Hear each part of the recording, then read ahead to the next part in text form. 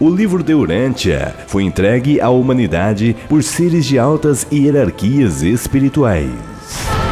Um livro que está destinado à humanidade para os próximos 1000 anos, por conter inúmeros segredos do universo, da criação divina, bem como inúmeros segredos sobre Deus, a vida e a morte.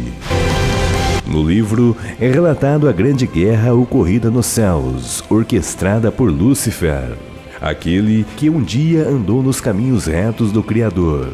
Porém, um dia nele se achou iniquidade. Quer saber mais sobre o que o livro de Urântia tem a dizer sobre a grande batalha ocorrida nos céus, que envolveu toda a criação divina? Este é mais um mistério que o canal do Braga irá te apresentar. Assista este vídeo até o final e surpreenda-se com os grandes mistérios revelados à humanidade por intermédio de seres de altas hierarquias espirituais. O livro de Urântia. Mas antes, dê o seu like, curta e compartilhe. Caso não seja inscrito, inscreva-se no meu canal e não se esqueça de ativar o sino de notificações para não perder nenhum vídeo interessante como este.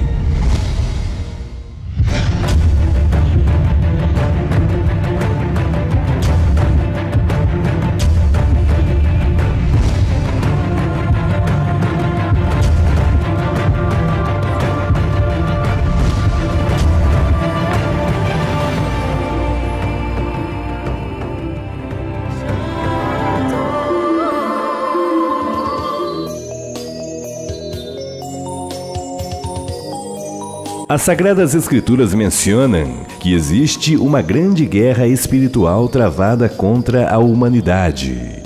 De um lado, aqueles que optam por seguir os caminhos da luz, da obediência e da retidão do Pai Eterno.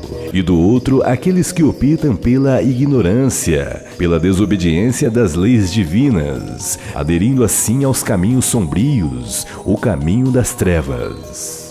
E nota-se que quando observamos as Sagradas Escrituras, nos deparamos com um cenário um tanto contraditório sobre onde teria surgido o pecado. E muitos podem até alegar que este teria surgido no céu. Porém, sabemos que no céu não entra pecado. Então, como e onde teria se originado o mal?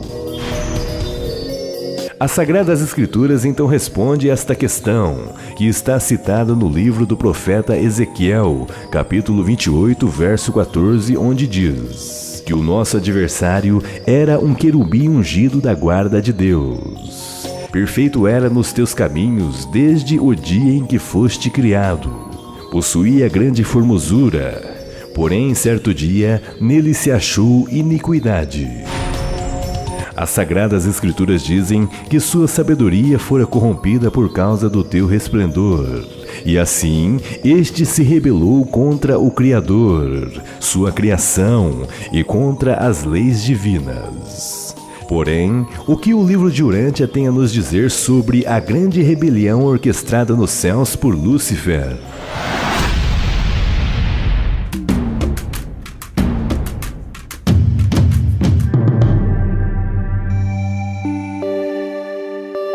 O livro de Urântia é, sem dúvidas, um dos livros mais enigmáticos e polêmicos dos últimos tempos. Um livro que possui uma linguagem bastante complexa e avançada para o nosso entendimento atual, com palavras e termos que só a humanidade futura poderá de fato compreender. Pois o livro, na verdade, está destinado a uma geração futura da humanidade, muito mais evoluída. E não é para tanto que este livro tem o objetivo de trazer conhecimentos e revelações à humanidade para os próximos 1000 anos. É dito que inúmeras vezes no decorrer do tempo, Deus teria se utilizado de profetas, líderes gurus, enfim, grandes homens iluminados para trazer sua mensagem à humanidade. Porém, como é descrito no livro, este conteúdo, o que seria uma mensagem divina, veio em um formato totalmente diferenciado aos paradigmas anteriores. Sendo assim, o que seria uma mensagem divina destinada ao homem através deste livro? No livro de Urântia, menciona-se em detalhes minuciosos de como teria se originado a grande rebelião luciferiana. E assim, existe a necessidade de entendermos como tudo isto aconteceu, uma vez que Deus é puramente bondade. Será que Ele teria criado o mal? Quando lemos as Sagradas Escrituras, é dito que Deus, o grande Criador, este é sem dúvidas aquele que cria todas as coisas, e se partimos do princípio deste entendimento, observamos então que Deus cria tanto o bem como o mal, pois se isto fosse diferente, Ele de fato não seria Deus. Porém, temos que compreender que o mal é na verdade a ausência do bem. E quando lemos o livro de Urântia, lá é explicado que o mal na verdade existe de uma maneira potencial, não sendo de fato algo real. Pois segundo o que é dito no livro, o mal potencial existe no tempo, e com isto, este torna-se em pecado potencial, em todos os reinos nos quais seres imperfeitos são dotados com a capacidade do livre-arbítrio. Sendo assim, podendo escolher entre suas ações, tais como o bem e o mal. No entanto, a escolha deliberada do mal torna-se em pecado, uma vez que a rejeição voluntária da verdade é o que chamamos de erro. E com isto, quando persistimos no pecado e no erro de forma consciente, então tudo isto torna-se em iniquidade. E como é dito nas Sagradas Escrituras, em nosso adversário, o querubim ungido da guarda do Senhor, nele achou-se iniquidade.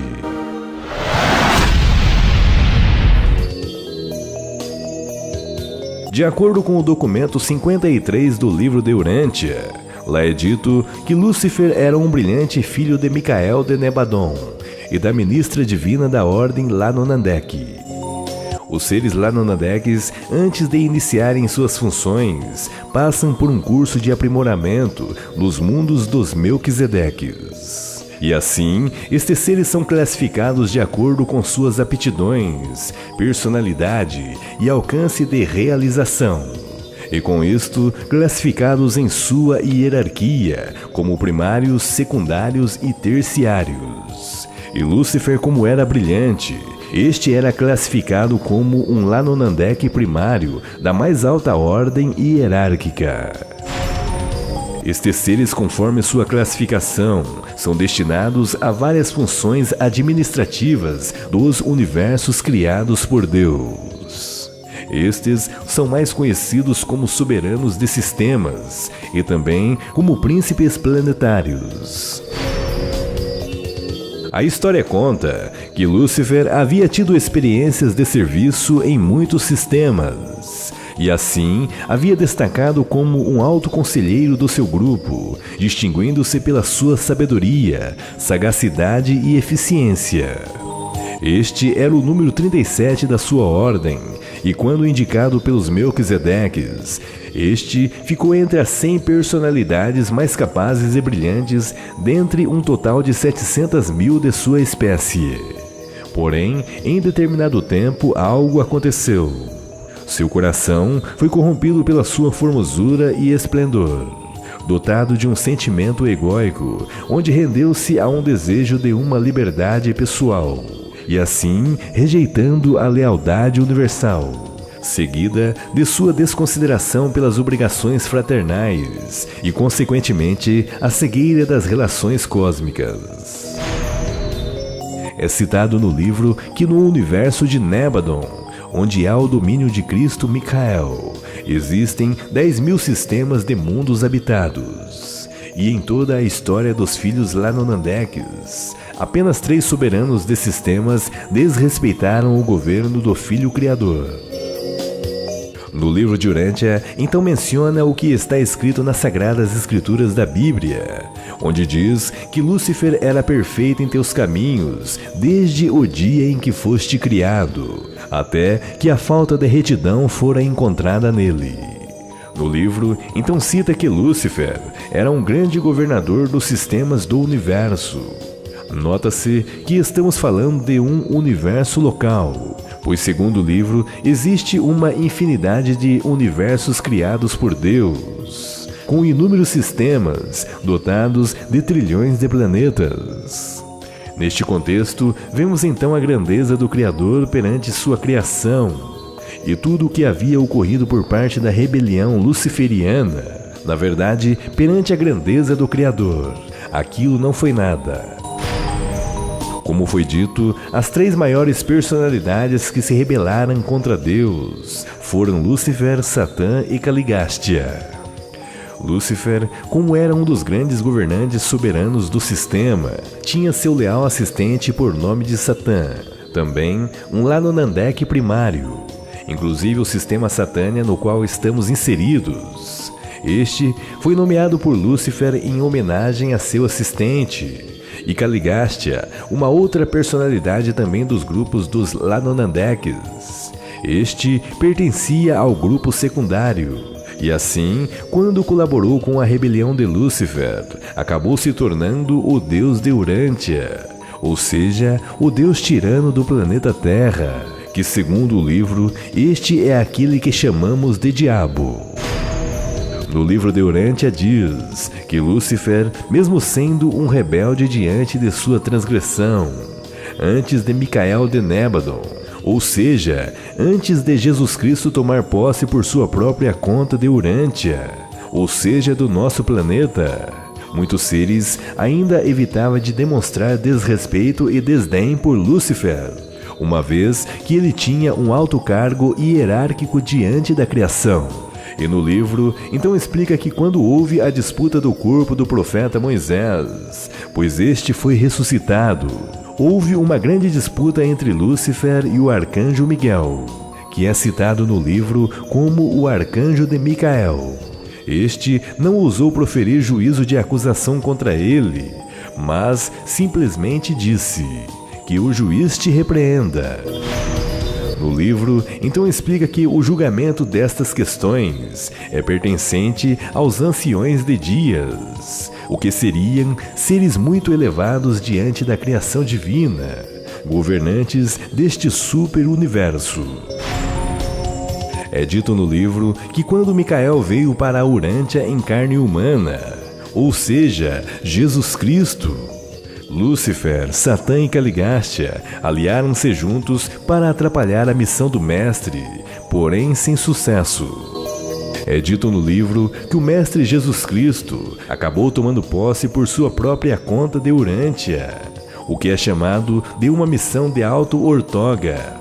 E assim, os seres rebelantes acabaram fracassando diante da autoridade do Senhor Jesus Cristo, aquele que foi o Verbo em carne humana, ou seja, o próprio Pai Universal, Criador de todas as coisas. No livro é citado Abaddon como dirigente do corpo de assistentes de Caligástia. Então, cita Beelzebu como líder das criaturas intermediárias desleais que se aliaram às forças do traidor Caligástia. Ainda cita que a figura do dragão tornou-se uma representação simbólica de tais personagens do mal. A história conta que com o triunfo da missão de Micael, ou seja, do grande Mestre Senhor Jesus Cristo, este, quando foi crucificado na cruz, acabou se tornando um vencedor contra as forças das trevas. E assim, Gabriel veio de Salvington e acorrentou o dragão, o que é citado no livro como todos os personagens rebeldes. E assim, muitos rebeldes seráficos de Jerusalém, conforme é citado nas Sagradas Escrituras da Bíblia, diz: e aos anjos que não se mantiveram em seu estado original e que deixaram a sua própria morada, ele os prendeu nas correntes seguras da obscuridade para o grande dia do julgamento.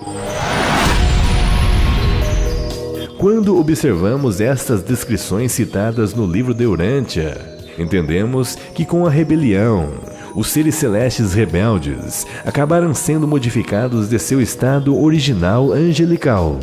Certamente, isto explica os seres que é citado nas Sagradas Escrituras como os demônios, ou que seriam anjos caídos que se aliaram a Satanás.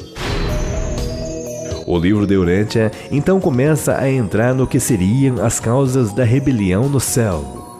E lá é dito que Lúcifer e seu primeiro assistente Satã, estes haviam reinado já em Jerusalém por mais de 500 mil anos. Porém, em seus corações começaram a alinhar-se contra o Pai Universal e o seu filho Micael, que sabemos ser Jesus Cristo. Uma das grandes discussões era a dúvida sobre a existência do Pai Universal, uma vez que este nunca havia se apresentado aos demais. Sempre era representado por altos governantes do universo, tal como Micael. É dito no livro que todas as discussões e questionamentos sobre Deus surgiu na mente de Lúcifer. E assim, este com suas teorias enganosas, acabou convencendo outras personalidades do universo. É citado no livro que Lúcifer permaneceu insatisfeito com o governo do Criador por muito tempo. Porém, os uniões dos dias em Salvington, muitos perceberam por refletividade e acabaram informando para Uversa, o que seria a capital de Orvonton, o sétimo super-universo, que algo na mente de Lúcifer não estava bem, pois o que fora percebido que em sua mente não estava em paz. Essa informação também foi encaminhada ao Filho Criador e aos pais da constelação Norlatiadec. Porém, Lúcifer sempre professava lealdade sincera aos governantes supremos, mas de maneira cada vez mais crítica, sobretudo o plano administrativo do universo.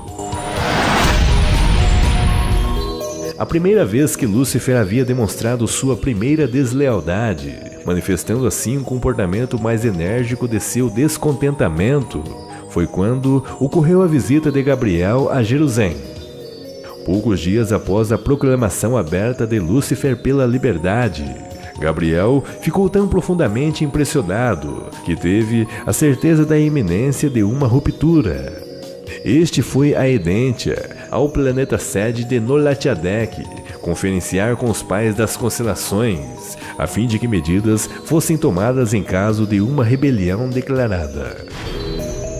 No livro de Urantia é dito que os motivos da rebelião luciferiana é, na verdade, dotada de uma grande complexidade, uma vez que, segundo o livro, é muito difícil apontar exatamente uma causa ou causas exatas que finalmente culminaram a rebelião. Porém, a mais contundente possível é a de que Lúcifer havia se auto-iludido por si mesmo através de seu ego, no que acabou se auto-persuadindo que a rebelião seria benéfica ao sistema, por que não ao universo.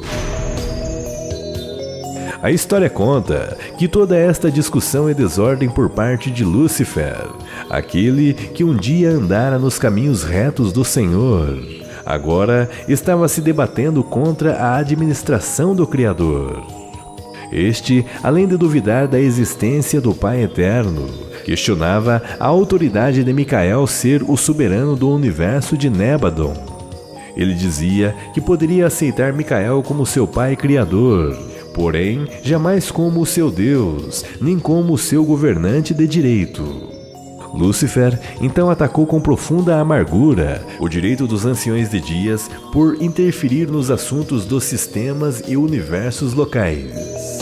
A esses governantes, ele os denunciou como tiranos e usurpadores.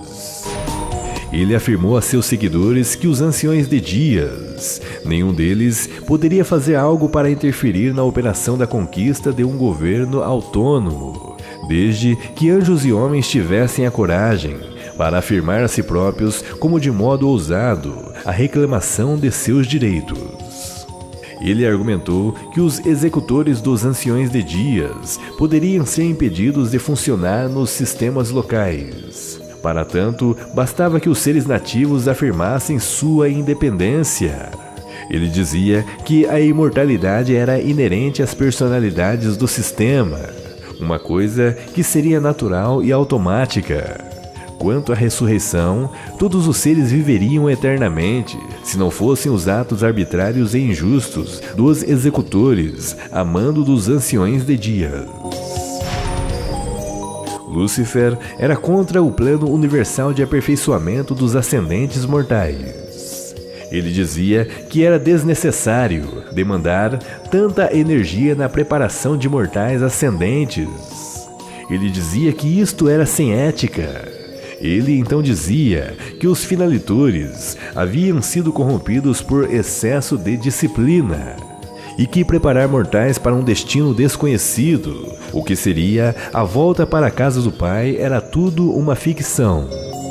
Além destes que citei, existem inúmeros argumentos de Lúcifer em seu manifesto. É citado no livro que este declarou sua liberdade, desencadeando sua orgia de trevas e de morte. A história conta que o manifesto de Lúcifer foi emitido no conclave anual de Satânia, realizado no Mar de Cristal, em presença das hostes reunidas em Jerusalém, no último dia do ano, cerca de 200 mil anos atrás no tempo de Urântia. Porém, é citado no livro que a Lúcifer e a todos os seus seguidores foi oferecida desde longa data a oportunidade clara de arrependimento. Lúcifer poderia ter voltado atrás de sua decisão e assim voltar-se aos braços do Pai. Porém, o seu orgulho era muito grande. Ele jamais poderia se humilhar diante do Eterno, pois o seu coração estava corrompido pelo engano. No livro, então é dito que alguns de seus subordinados aceitaram a proposta de arrependimento e assim alcançaram a misericórdia oferecida. Porém, Lúcifer e os demais rebeldes acabaram por desprezar a misericórdia do Filho Criador, rejeitando a verdade com desprezo e desdém. O resultado foi o que é dito nas Sagradas Escrituras: e houve guerra nos céus. A guerra ocorrida nos céus, na verdade, não foi uma guerra física como acontece no planeta Urântia, mas foi uma guerra espiritual. É citado no livro que o arcanjo Miguel, ou o que podemos dizer, que Micael de Nébadon, ou seja, Jesus Cristo, acabou tendo uma luta travada, na qual Miguel batalhava contra o dragão, e batalhava o dragão e seus anjos contra Micael, porém não prevaleceram, nem mais o seu lugar se achou nos céus. A guerra nos céus, como foi dita no livro, foi muito pior que uma guerra física conforme é ocorrida aqui na Terra. Esta foi terrível e real. Ainda que não tenha havido uma demonstração das barbáries tão características das guerras físicas ocorridas nos mundos imaturos, a guerra espiritual, na verdade, foi ainda mais mortal, pois esta, diferente da guerra física que compromete a vida material, a guerra ocorrida nos céus, uma guerra espiritual, comprometia a vida eterna, o que na verdade é muito pior que uma guerra material. A história conta que 1/3 de todos os querubins que haviam em Jerusalém, ligado aos anjos administradores, foi perdido nesta peleja, juntamente com os seus serafins desleais. Conta o livro que a maior perda ocorreu nas fileiras angélicas, e assim a maior parte das ordens inferiores de inteligência envolveu-se em deslealdade. Muitas criaturas, além destas citadas, um grande número de criaturas intermediárias também veio aliar-se juntamente à causa de Lúcifer. É dito que 95% dos filhos materiais que haviam em Urântia foram perdidos e corrompidos pelas trevas. Muitos conhecimentos que ao homem não deveria ter fora ensinado, bem como magias, sortilégios, encantamentos, feitiçarias, enfim, todo o tipo de imundície do lado das trevas foram entregues ao homem. Afinal de contas, Lúcifer é tido como o portador da luz, a luz do conhecimento. Então, muitas regras divinas foram quebradas, bem como experimentos genéticos não autorizados pelas altas hierarquias espirituais acabaram-se sendo efetuadas de maneira desleal. A imoralidade fora implantada na humanidade, tanto física como espiritual. Afinal de contas, as trevas querem a sua parte. A história conta que a auto-ortoga de Micael, ou seja, a vontade própria do Mestre Jesus em ajudar a humanidade, em vista de seu amor incondicional por nossas almas. Este então veio à Terra, a fim de resgatar almas para o lado da luz, uma vez que o mundo jaz no maligno. Se não fosse Jesus Cristo se entregar no Calvário em seu ato de sacrifício pelos seus, todos nós estaríamos perdidos, sem redenção, pois nada poderia nos tirar do cativeiro das trevas, do cativeiro do engano. E como é citado no livro, o fim da rebelião luciferiana só acabou quando o Mestre, em sua infinita bondade, entrou em cena a fim de nos socorrer do grande perigo que todos estávamos a enfrentar. Sem Jesus, a verdadeira luz que alumia os cantos escuros do universo, hoje estaríamos em um mundo sem lei, um mundo sem regras, um mundo sem a justiça divina, um mundo onde a desordem reina e o sofrimento impera. Estaríamos sendo escravizados por seres das trevas, que nenhuma piedade têm pela criação, nem respeito pelas leis divinas, uma vez que estaríamos todos perdidos sem o amor de Deus. E sabemos que sem o amor de Deus em nossas vidas, estaríamos vivendo em um mundo terrível. Se você acha que o mundo que vivemos é terrível, imagine este mundo sem o amor de Cristo, onde criaturas experienciais estariam reinando junto aos homens. Seres animalescos e terríveis sucumbiriam à humanidade na imoralidade, na injustiça, na impiedade. Estaríamos nas mãos de seres demoníacos, em posse daqueles que nada têm do amor do Pai Universal. Então, o mundo que vivemos hoje tem as suas intempéries, longe disto se tornar o paraíso. Afinal de contas, aqui não tem este objetivo, pois este é um mundo de expiação. Este possui suas desigualdades e, enfim, os grandes problemas que enfrentamos. Porém, se o mundo ainda tem uma certa paz, um certo equilíbrio, pode ter a certeza, tudo isto se deu por conta do Mestre Jesus Cristo, pois o caos seria muito maior. Jesus Cristo nos amou e se entregou ao sofrimento, tornando-se em carne, a experienciar a vida que todos nós mortais temos que enfrentar. Toda a honra e toda a glória ao grande Mestre, o Verbo que se fez carne e habitou entre nós, aquele que é a imagem visível do Deus invisível que Lúcifer tanto duvidou.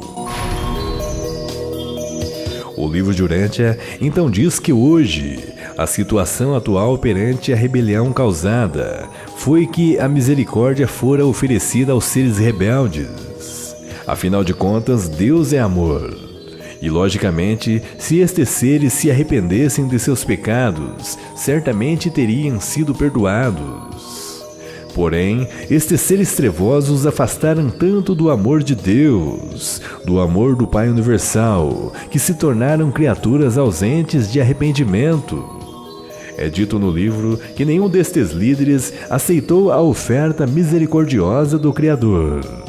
Porém, muitos seres que outrora estavam inseridos na rebelião acabaram aceitando o sacrifício de Cristo. Tanto é que quando o Mestre foi crucificado, após sua morte, este desceu nas mais profundas regiões do abismo a pregar para as almas encarceradas. E assim, muitos acabaram aceitando a misericórdia diante de um arrependimento sincero.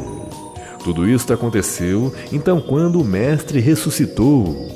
Muitos seres foram reabilitados a estarem novamente na presença da luz do Criador. Quanto aos líderes e demais seres que não se arrependeram, estão presos em um local que, segundo o livro, se chama o Mundo do Pai em Jerusalém, onde devem ser mantidos até que as cortes de Uversa, a capital de Orvonton, do 7 superuniverso, tomem alguma decisão sobre este caso. e assim aguardam para o grande julgamento do juízo final. Porém, muitos seres, quando julgados, serão extintos de sua existência. Afinal de contas, não possuem a capacidade de arrepender-se. É dito no livro que o nome do caso deste confronto é chamado de Gabriel versus Lúcifer. Porém, no livro de Urântia, existem uma infinidade de detalhes quanto a esta guerra, ocorrida nos mais altos patamares da hierarquia celestial. É claro que muitos seres trevosos foram aprisionados, porém, muitas criaturas acabam aderindo aos caminhos do erro, os caminhos do engano, e assim se aliando aos propósitos de nosso adversário. Uma vez que o caos instaurado na rebelião ocasionou diversos problemas espirituais. E sabemos que geneticamente a humanidade está corrompida, tanto de forma física como espiritual. Pois existem duas raças a atuar neste mundo: os filhos de Adão, o que seriam os filhos de Deus, e também a raça caimita, os filhos das trevas. Porém, muitos seres das trevas que acabam ficando neste planeta acabam interferindo na vida dos mortais da Terra, pois muitos seres trevosos estão ao nosso derredor, à espera da legalidade, para que assim possam atuar em nossas vidas. E essa atuação ocorre quando distanciamo-nos do amor de Cristo. E não obstante a rebelião de Lúcifer tenha sido encerrada, alguns encarcerados para o grande julgamento final. No entanto, a batalha espiritual persiste, uma vez que somos seres imperfeitos, seres em evolução, em posse do livre-arbítrio. No entanto, sabemos que o lado certo da força é aceitar o sacrifício perfeito do Verbo que se fez carne, o sacrifício que nos traz a paz, a liberdade e promove a nossa salvação, o sacrifício de Jesus Cristo. Aceite-o enquanto é tempo. Eu tomei por liberdade de resumir todos estes acontecimentos, devido à complexidade das informações contidas no livro. Afinal de contas, segundo o que é descrito nestes documentos, só a humanidade futura poderá de fato compreender as revelações contidas no livro. Um livro que está destinado à humanidade para os próximos 1000 anos. Este certamente chegou a nós por autorização de Micael de Nébadon, Jesus Cristo.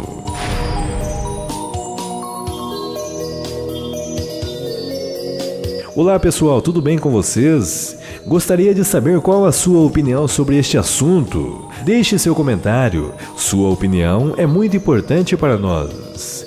Caso este vídeo venha alcançar um número satisfatório de visualização e interesse a vocês, estarei produzindo o 4º vídeo da série sobre a vida de Jesus Cristo, como é citada na versão do livro de Urântia. E caso não seja inscrito, inscreva-se em nosso canal e não se esqueça de ativar o sino de notificações para não perder nenhum vídeo interessante como este. Gratidão!